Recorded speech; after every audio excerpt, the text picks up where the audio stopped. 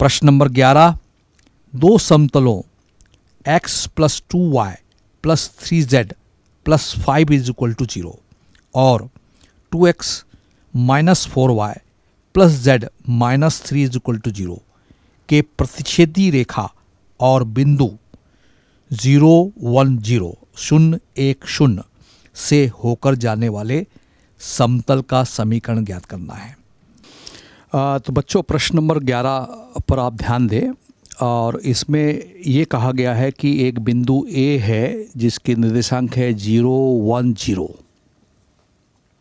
इससे होकर जाने वाले समतल का समीकरण ज्ञात करना है जो दो समतल किस प्रकार से हैं, x plus 2y plus 3z plus 5 is equal to 0 एक समतल है और दूसरा समतल है 2x माइनस 4y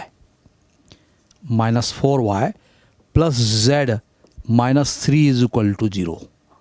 ये दूसरा समतल है। इन दोनों समतलों के प्रतिच्छेदी रेखा से होकर जाता है और बिंदु A से भी होकर जाता है।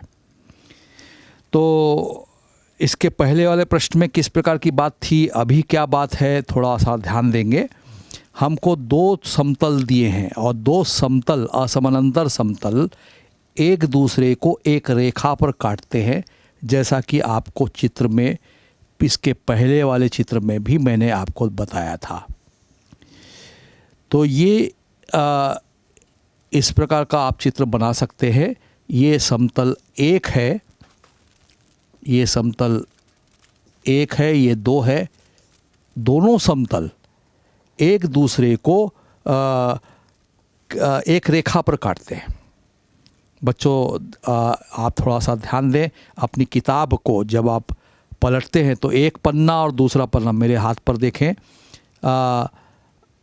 एक पन्ना और दो पन्ने के बीच एक रेखा नज़र आएगी, ये जो मैं अंगूठे से दिखा रहा हूँ। तो दो समतल जो असमानांतर होते हैं, मेरे हाथ को समतल मानिए और एक रेखा बन रही है, तो ये वो रेखा है, ये रेखा है, ये प्रतिच्छेदी रेखा है। दो असमानांतर समतल एक दूसरे को रेखा पर प्रतिच्छेद करते हैं। दो असमानांतर रेखाएं एक दूसरे को एक बिंदु पर प्रतिच्छेद करती हैं। समतल एक रेखा पर प्रतिच्छेद करता है। तो इस रेखा से होकर जाने वाला एक समतल है जिसका समीकरण हमें पता लगाना है। इसके पहले लंबवत था, तो बिंदु A से होकर जाने वाला A बिंदु भी हमको दे दिया है 0, 1, 0। ये है रिक्वायर्ड समतल जिसको हमें निकालना है, जिसका समीकरण निकालना है। ये तो ज्ञात है, ये दोनों समतल हमें ज्ञात है। ये दोनों समतल एक रेखा पर प्रतिच्छेद करते हैं और उससे होकर एक समतल जाता है नया, और वो बिंदु A से भी जाता है। तो आपको मालूम है कि दो प्रतिच्छेदी दो समतलों के से गुजरने वाले समतल का समीकरण का जनरल फॉर्म होता है x plus 2y plus 3z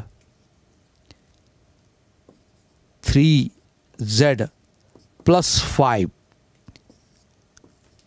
plus lambda 2x minus 4y, दूसरे समतल की नकल कर रहा हूँ, z minus 3 is equal to 0। ये पहले समतल को हमने लिखा और ये दूसरे समतल को लिखा और सामने लैम्डा डाल दिया। यह एक ऐसा समतल है जो नया समतल है, अभिष्ट समतल, जिसे हमें ज्ञात करना है।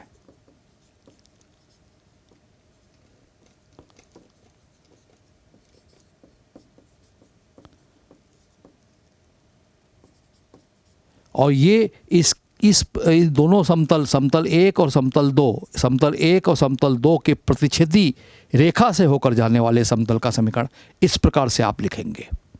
इसको लिखेंगे, यहाँ ऊपर लिख सकते हैं लेकिन जगह के कारण मैं नीचे लिखा हूँ, लैम्डा और दूसरे समतल को लिख देंगे इक्वल टू 0। आप थोड़ा सा इसको सिंप्लीफाइड कर लें तो 1 प्लस 2 लैम्डा x, ये x और 2 लैम्डा प्लस 2 -4 लैम्डा y और +3 plus lambda +5 -3 lambda is equal to 0। ये समतल हमें मिल गया तीसरा, इसको हम तीसरा समतल कहते हैं। यही अभी समतल है जो बिंदु ए से गुजर रहा है और दोनों समतलों के प्रतिच्छेदन से गुजर रहा है। ये Z भी आप लिखेंगे। और यह जो समतल है बिंदु ए से गुजर रहा है, यह प्रश्न कह रहा है। तो अभिसमतल, यह समतल 3 बिंदु ए जिसके निर्देशांक है 0 1 0 से होकर जाता है,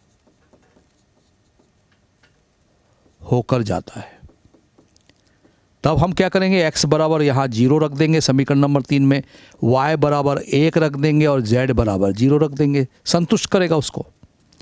तो x के जगह 0 रख दिया तो ये 0 प्लस y के जगह तो 1 रख देंगे तो 2 -4 लैम्डा और z के जगह 0 रख देंगे तो ये 0, कंप्लीट 0, कैलकुलेशन करने की ज़रूरत नहीं। और 5 -3 लैम्डा इज इक्वल टू 0। इस कैलकुलेशन को आगे और सिंप्लीफाइड करें तो आपको 2 और 5 और 2 7 -4 -3 -7 लैम्डा इज इक्वल टू 0।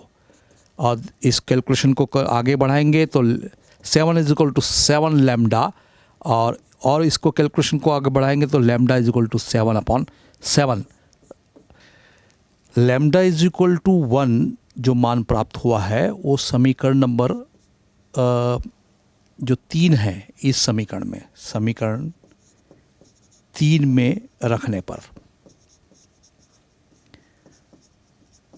तो लैम्डा इज इक्वल टू 1 हम समीकरण नंबर 3 में रखेंगे तो 1 + 2 × 1x + 2 - 4 × 1y + 3 प्लस लैम्डा के जगह 1, इस लैम्डा के जगह 1 z और 5 - 3 × 1 इज इक्वल टू 0।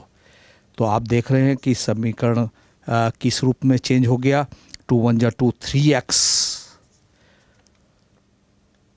-2 - 4 यानी 4 × 1 = 4, 2 - 4 -2y + 4z 3 + 1 4z और 3 एकम 3, 5 में से 3 गया 2 इज इक्वल टू 0।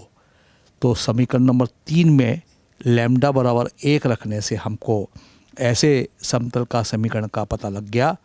यही उसका आंसर है जो समतल 1 और 2 से बनने वाली रेखा के प्रतिच्छेदी रेखा से होकर जाता है और साथ ही साथ बिंदु 0 1 0 से होकर जाता है। ऐसे समतल का समीकरण है जो समीकरण नंबर 3 में लैम्डा बराबर 1 रखने से मिला है। 3x - 2y + 4z + 2 is equal to 0।